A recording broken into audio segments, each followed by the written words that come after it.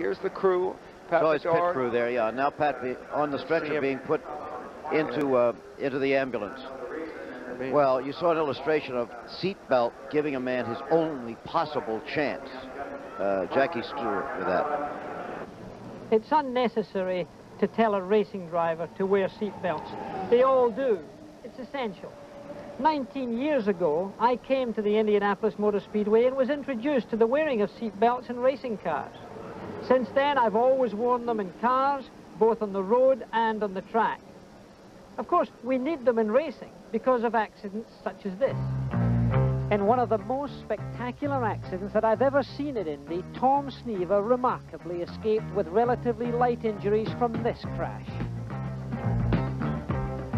Then, in the first corner of the first lap of the Monaco Grand Prix, Derek Daly in his Tyrrell was fortunately strapped firmly into his car and walked away with no ill effects after leapfrogging a good part of the field.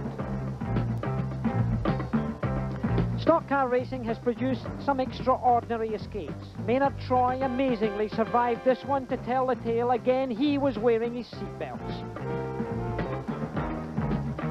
What you are seeing here is perhaps the best example of how serious injury can be avoided, even though, as you will recognize, Gary Gray is being bounced about in the cockpit of his car in a severe manner.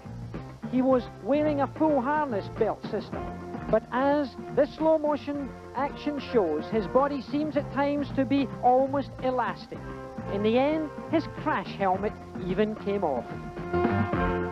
It's not only in accidents like you've just seen that you wear seatbelts.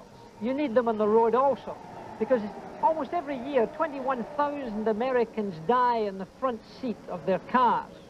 If you were to have compulsory wearing of seatbelts such as they have in 25 other countries around the world, you would save, just in front seat passengers alone, 7,000 lives a year.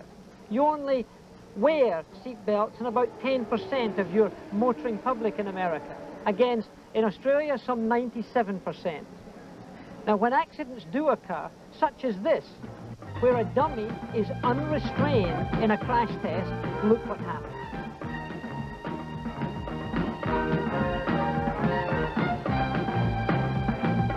On the other hand, where the dummy is wearing the seatbelt, you can see it never reaches the windshield or the dashboard, and therefore gets saved from serious injury and perhaps death. So what is the message? If race drivers wear their seatbelts and they're exposed to many accidents, and a lot of the rest of the world wear seatbelts, why don't you?